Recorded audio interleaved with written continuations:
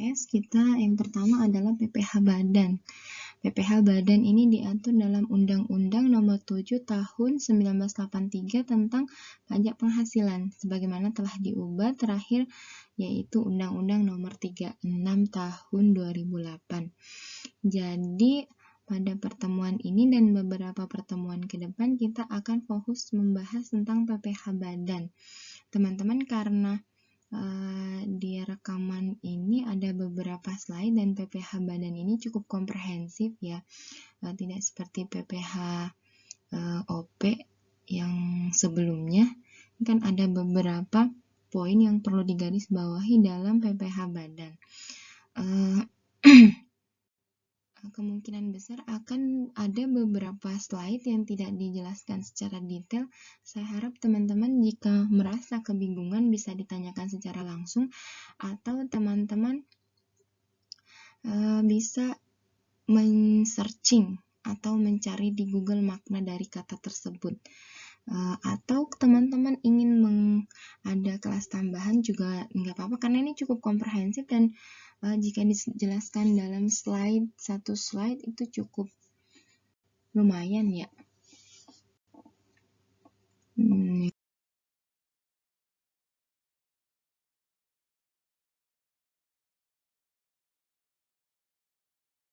Pajak itu dikenakan atas penghasilan yang diterima atau diperoleh dalam tahun pajak.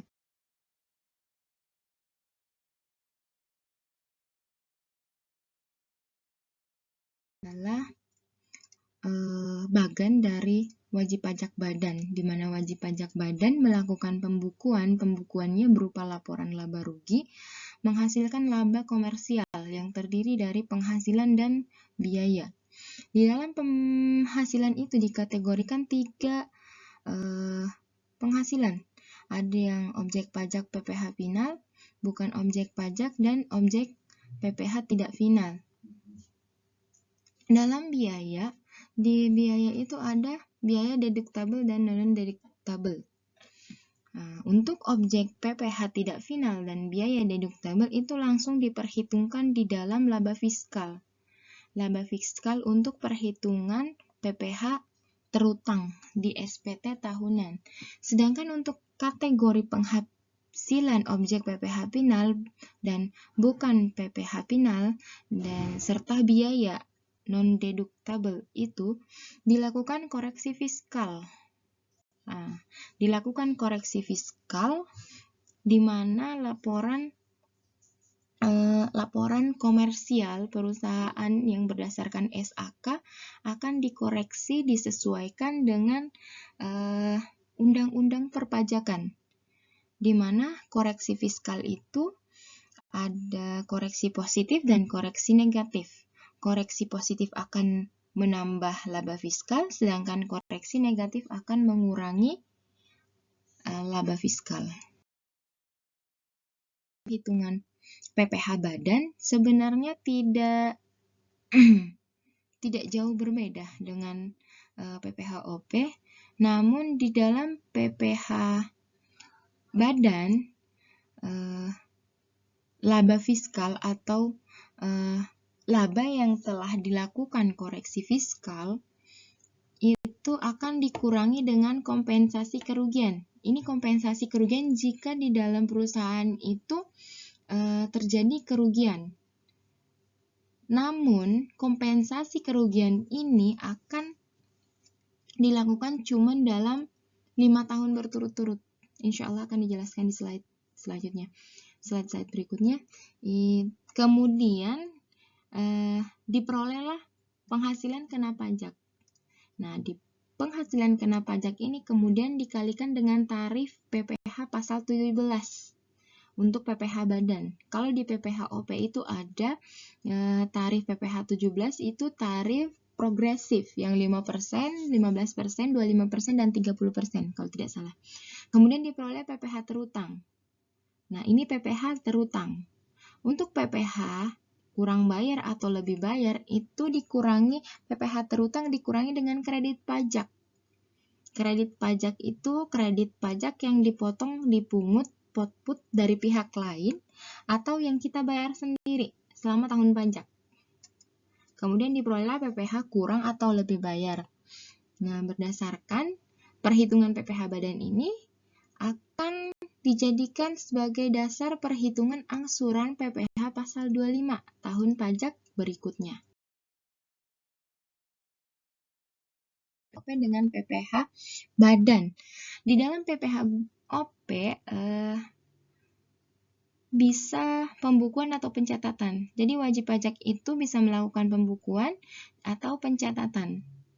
Jika sudah memenuhi kriteria harus pembukuan, namun bisa melakukan pencatatan. Kemudian untuk badan itu wajib melakukan pembukuan, tidak ada pencatatan. Kemudian PPh-OP ada istilah PTKP, penghasilan tidak kena pajak, tergantung status PTKP dari wajib pajak. Kemudian kalau di dalam badan itu tidak ada PTKP. Jadi yang adanya itu bukan PTKP tapi koreksi fiskal yang dapat mengurangi atau menambah laba fiskal. Kalau di dalam PPh-OP pasal 17 Undang-Undang PPh itu ada tarif progresif 5%, 15%, 25%, 30%. Di dalam PPh-OP cuma ada satu tarif. Di dalam PPh badan cuma ada satu tarif, yaitu tarif PPh badan 25%.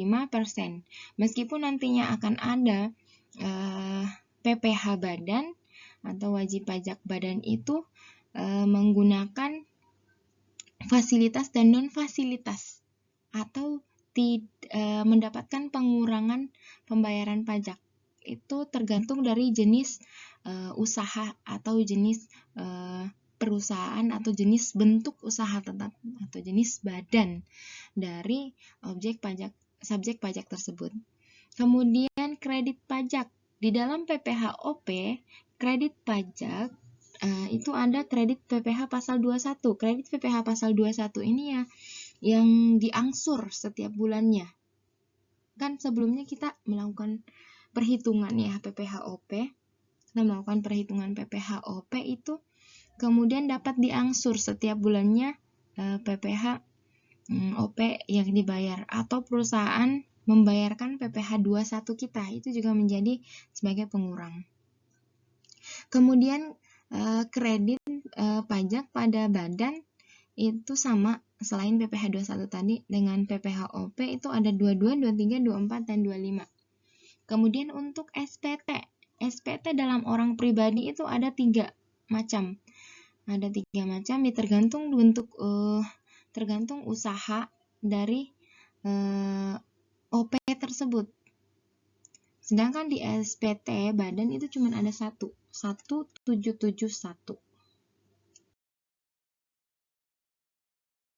Definisi pembukuan dalam Undang-Undang KUP itu adalah suatu proses pencatatan yang dilakukan secara teratur untuk mengumpulkan data dan informasi keuangan yang meliputi harta, kewajiban, modal, penghasilan dan biaya, serta jumlah harga perolehan dan penyerahan barang atau jasa yang ditutup dengan menyusun laporan keuangan berupa neraca dan laba rugi setiap tahun pajak berakhir.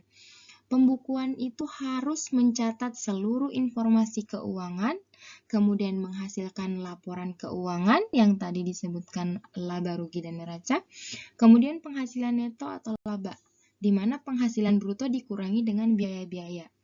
Pembukuan harus berdasarkan laporan keuangan berbasis SAK standar akuntansi keuangan.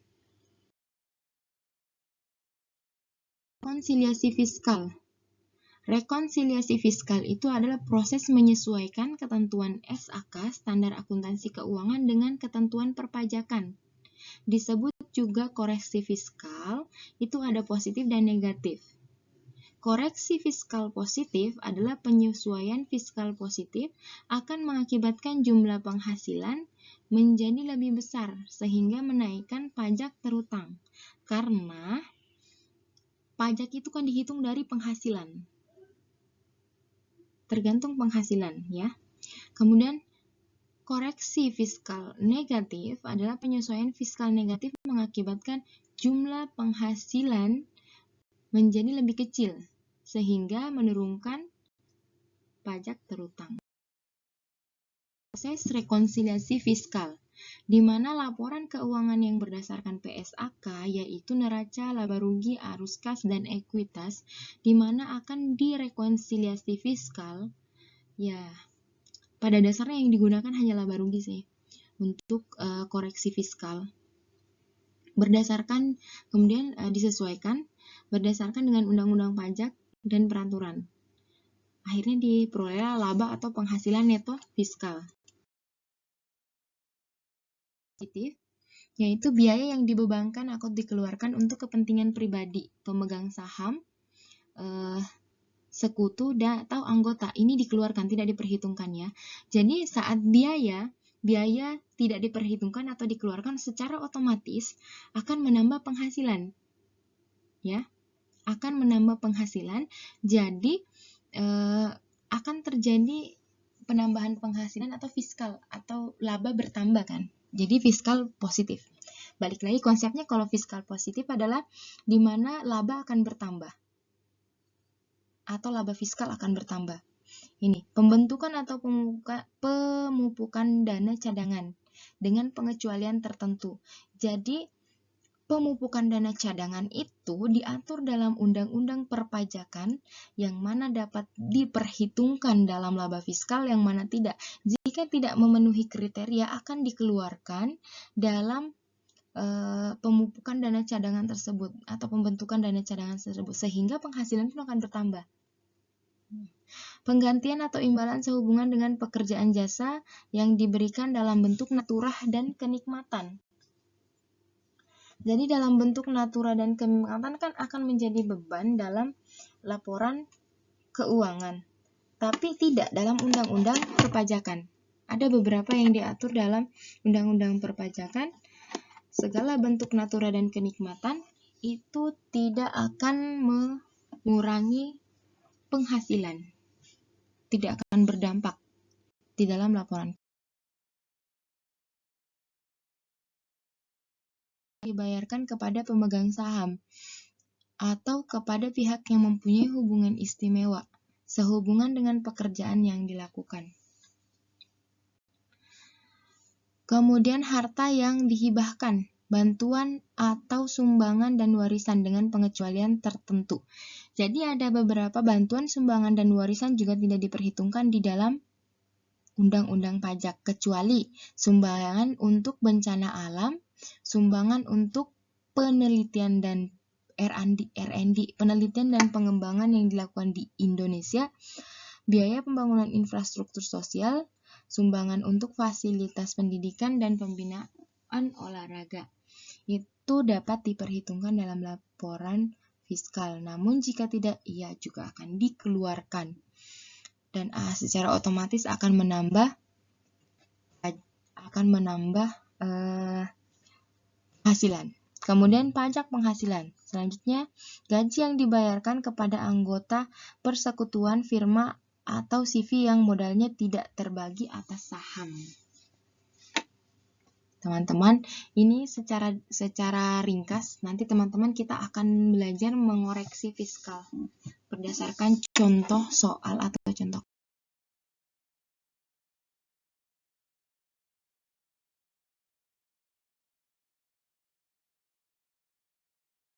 Fiskal positif, ini ada sanksi administrasi, kemudian selisih penyusutan komersial lebih besar dari penyusutan fiskal.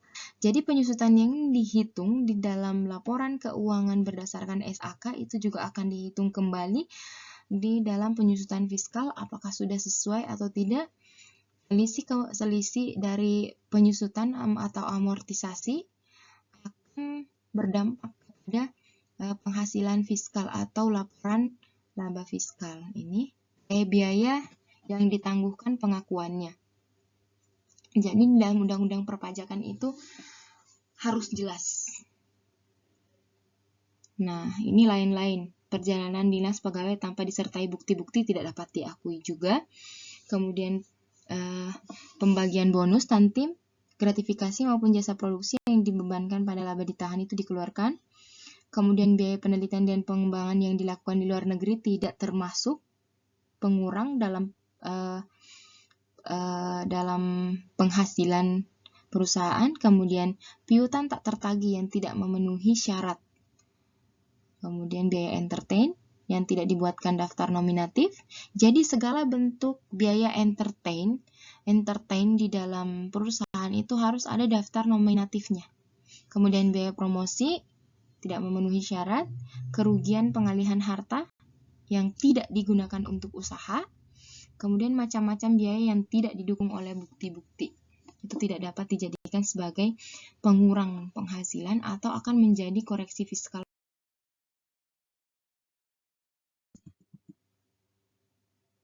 Bukan objek PPh maupun dikenakan PPh secara final. Jadi sebenarnya pada dasarnya itu keterbalikan dari fiskal positif itu. Jika memang beban-beban tersebut memenuhi pengakuan atau ketetapan dari undang-undang pajak dapat diperhitungkan.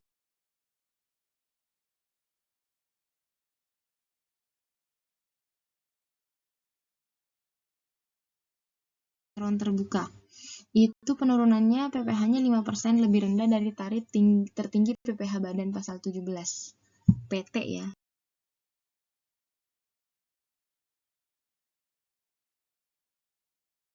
Negeri membuka perseroan terbuka. Kepemilihan sahamnya itu kepemilihan saham publik itu 40% atau lebih dari keseluruhan saham yang disetor. Kemudian saham tersebut dimiliki paling tidak sedikit 300 pihak. Kan kepemilikan sahamnya itu publik itu besar ya, 40%. Jadi kemungkinan besar saat kepemilikan saham publik itu dibeli oleh orang-orang, oleh pihak-pihak tertentu, itu tidak hanya 1-2 orang kalau kalau di list ke publik itu bisa ratusan. Masing-masing pihak tersebut hanya boleh memiliki saham kurang dari 5%. Ya. Ketetapan kan kepemilikan sahamnya nih, kepemilikan saham publik 40%.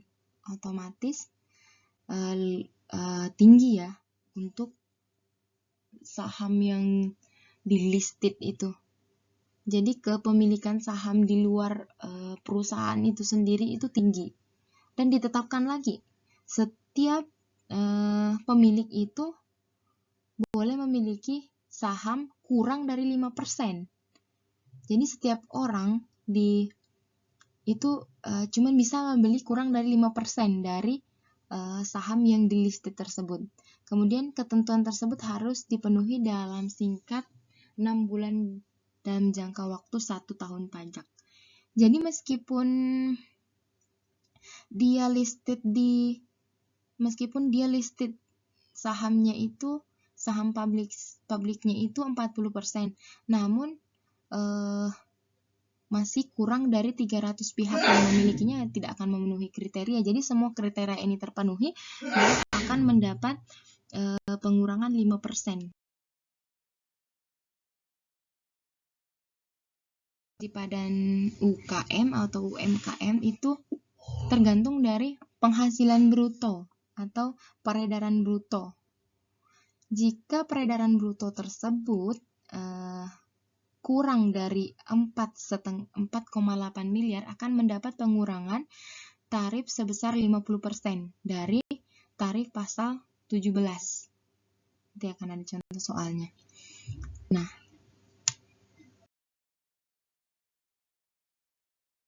UMKM dikategorikan 2 untuk perhitungannya ya.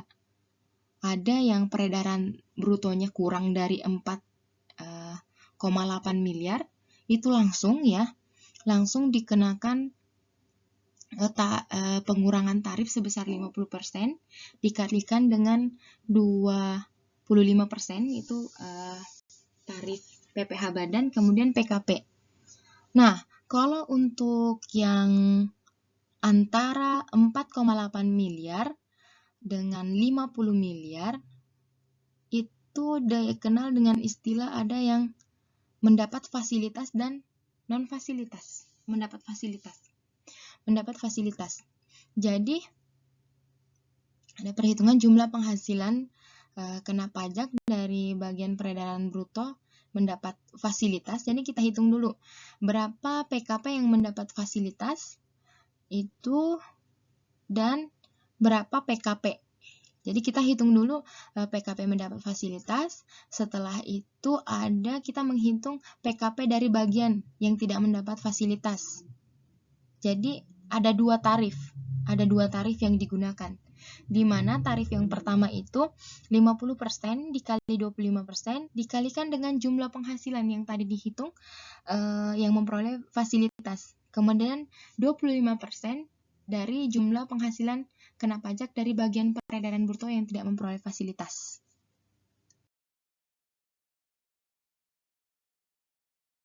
Pajak memiliki peredaran bruto tertentu, dikenai pajak penghasilan yang bersifat final.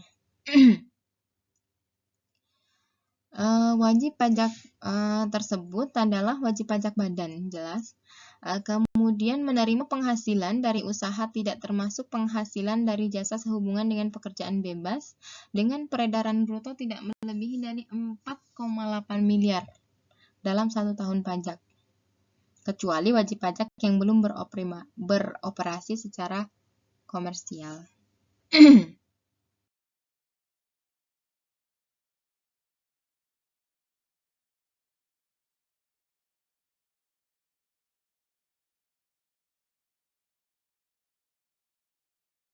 4,5 miliar. Berarti di bawah 4,8 miliar ya. Dengan penghasilan kena pajak sebesar 500 juta. Jadi ini langsung dikenakan 50% potongan ya. Potongan 50% dari PKP dikali dengan 50% dikali 25% dikali dengan PKP-nya. Kemudian PPh final menurut PP 46, dia juga ada PP 46 ya. Bersifat final 1%.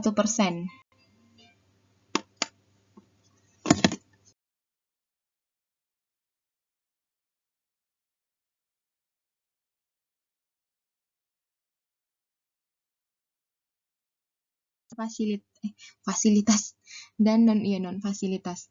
Kemudian kita lihat penghasilan sebesar 30 miliar dengan PKP-nya 3 miliar. Jadi kita cari dulu PKP yang memperoleh fasilitas dan PKP yang non fasilitas atau peredaran brutonya tidak memperoleh fasilitas.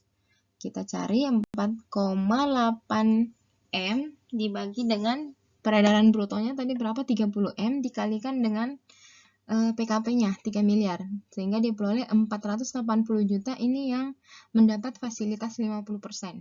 Kemudian yang tidak memperoleh fasilitas tinggal dikurangkan tadi peredaran brutonya dengan PKP.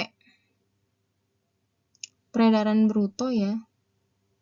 Peredaran bruto bukan peredaran bruto. PKP. PKP-nya dikurangi dengan PKP yang sudah memperoleh fasilitas 3 miliar dikurangi 480 juta diperoleh 2,52 miliar. Kemudian dihitung pajak penghasilannya. Oke.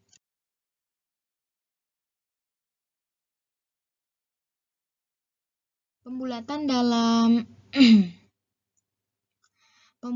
dalam keperluan penerapan tarif pajak, jumlah penghasilan kena pajak dibulatkan ke bawah dalam ribuan rupiah.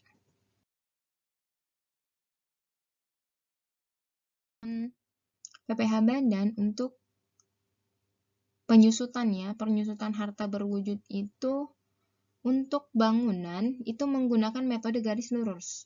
Sedangkan selain bangunan itu menggunakan saldo menurun. Jadi di dalam perhitungan penyusutan dalam Undang-Undang Perpajakan itu hanya ada 2. Ada metode garis lurus, ada saldo menurun. Jadi, bangunan tadi cuman hanya bisa menggunakan metode garis lurus. Sedangkan selain bangunan itu bisa menggunakan metode garis lurus, juga bisa menggunakan metode saldo menurun.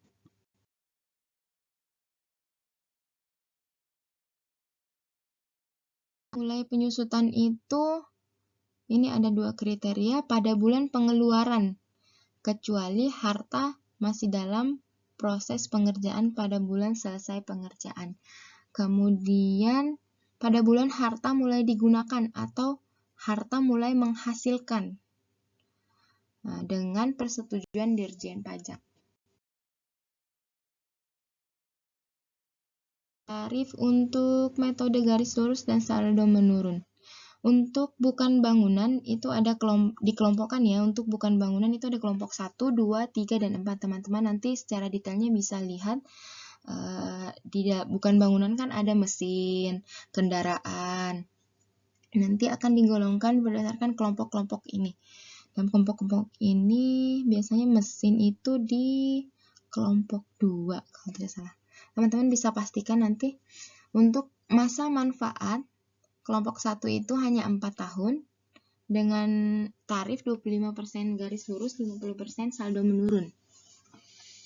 Saldo menurun itu garis lurus kali 2 kali ya, berganda, garis lurus ganda. Kemudian bangunan itu ada permanen dan tidak permanen. Itu masa manfaatnya 20 tahun dan untuk tidak permanen itu 10 tahun. Hanya menggunakan garis lurus. Untuk permanen 5%, untuk tidak permanen 10%. Penentuan kelompok harta berwujud bukan bangunan ditetapkan dengan peraturan Menteri Keuangan. Jadi untuk melihat yang bukan bangunan ini atau kelompok, kan ada 4 dari bukan bangunan ini dapat dilihat dari peraturan Kementerian Keuangan. Itu sudah ada soal latihan. Insya Allah yang teman-teman kita akan sama-sama kerjakan.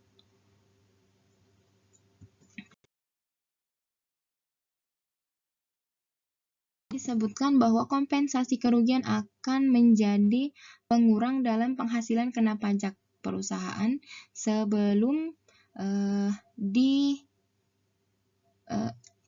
kompensasi kerugian itu pengurang PKP sebelum dia memperhitungkan PPh terutang atau sebelum dikalikan dengan tarif PPh. Disebutkan bahwa kompensasi kerugian itu hanya dapat dikompensasikan selama 5 tahun berturut-turut. Jadi meskipun kerugian tersebut masih ada, namun tidak dapat menjadi pengurang jika sudah melewati 5 tahun dari kerugian tersebut. Misalnya dalam contohnya ini kompensasi dimulai sejak tahun 2012. Pada tahun 2012. Kompensasi pada tahun 2009. Terjadi kerugian pada tahun 2009. Kemudian dilakukan kompensasi. Akan dilakukan kompensasi selama 5 tahun berturut-turut. Berarti dari 2009, 2010, 11, 12, 13, 14. Jadi hanya dapat dilakukan kompensasi kerugian hingga tahun 2014. 2010, laba fiskal 200 juta. 2011, rugi fiskal 300 juta. 2012, laba fiskal nihil. Kemudian 2013, laba fiskal 100 juta. Kemudian 2014, laba fiskal 800 juta. Untuk tahun pertama ada laba fiskal 200 juta. Jadi 1,2 M tadi kerugian dapat dikompensasikan, sehingga sisa rugi fiskal tahun 2009 adalah 1 miliar. Kemudian tahun 2011 terjadi kerugian 300 juta, itu tidak dihitung.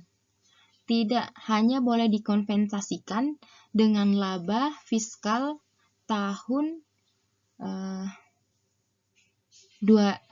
kan terjadi rugi lagi. Jadi rugi ini hanya dapat dikompensasikan laba fiskal tahun 2015 dan 2016. Karena pada tahun 2010 sampai 2014 kita akan mengkompensasikan kerugian yang terjadi pada tahun 2009. Kecuali terjadi laba atau laba melebihi dari kerugian tahun sebelumnya, itu bisa nanti diperhitungkan, yang rugi ini bisa diperhitungkan di tahun selanjutnya. Kemudian sisa rugi fiskal tahun 2009 kan ada 1 miliar. Kemudian laba fiskal kita 2012 itu nihil, jadi tidak ada yang diperhitungkan. Namun tahun 2013 ada laba 100 juta. Jadi 1 miliar tadi dikompensasikan dengan 100 juta. Jadi masih ada sisa rugi fiskal 900 juta. 2014 ada laba 800 dikompensasikan lagi. Jadi selama dia rugi tidak akan dikenakan PKP, tidak dikenakan pajak atau pajak yang dikenakan nihil. Tabungan penghasilan berasal dari luar negeri. Laba usaha atau bisnis profit tahun pajak diperolehnya penghasilan tersebut berdasarkan accrual basis. Penghasilan wajib pajak dalam negeri berupa dividen atas penyertaan sendiri atau bersama dengan WPDN lain. Itu 50% atau lebih dari pada badan saham usaha di luar negeri. Tahun pajak diperolehnya penghasilan berdasarkan accrual basis. Namun penghasilan lainnya, tahun pajak diterimanya penghasilan itu berdasarkan cash basic.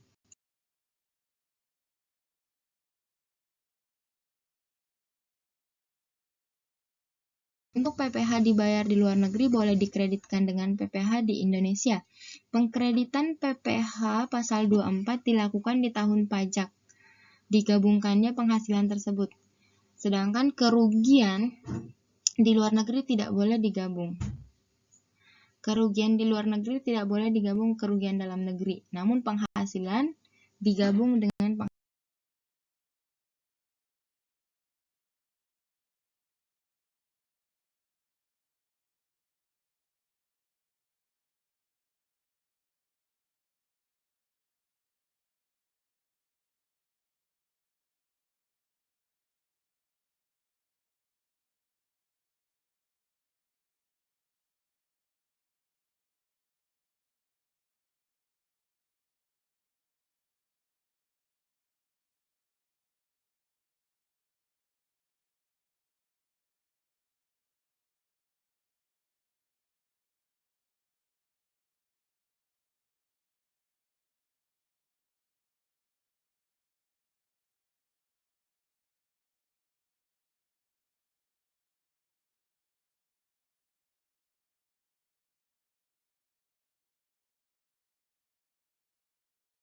Kredit pajak PPh pasal 24 ya.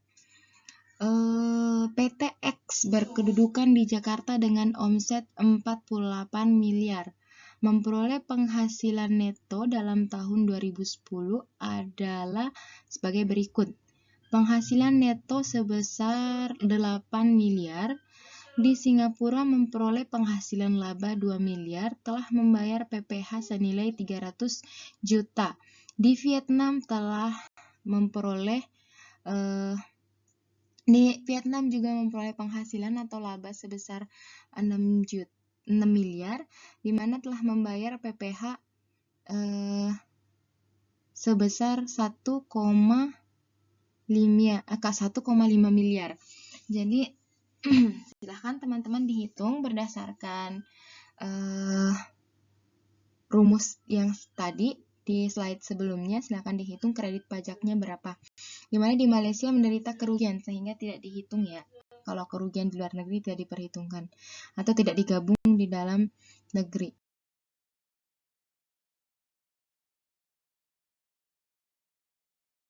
Berhak atas kompensasi kerugian. Jadi penghasilan neto SPT dikurangi sisa kompensasi kerugian baru dikalikan dengan tarif PPh terutang 17, PPh terutang dikali tarif PPh pasal 17 yaitu 25%, kemudian dikurangi dengan kredit pajak. Nah, hasil dari PPh terutang tersebut dapat menjadi PPh pasal 25 atau angsuran pajak. Jadi kompensasi kerugian ini dapat menjadi dapat diperhitungkan atau atau berhak atau wajib pajak berhak atas kompensasi kerugian yang diperhitungkan dalam PPh pasal 25 atau angsuran pajak. Wajib pajak berhak atas kompensasi kerugian. Kompensasi kerugian adalah kompensasi kerugian fiskal berdasarkan SPT tahunan, kemudian atau surat ketetapan pajak, SKK atau surat keputusan keberatan, atau putusan banding sesuai dengan ketentuan pasal 6 ayat 2 atau pasal 31A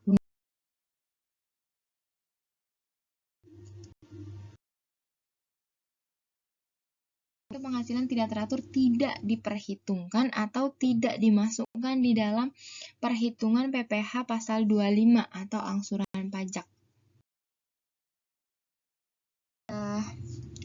Untuk materi PPh badan yang pertama, selanjutnya nanti akan ada materi PPh badan yang kedua.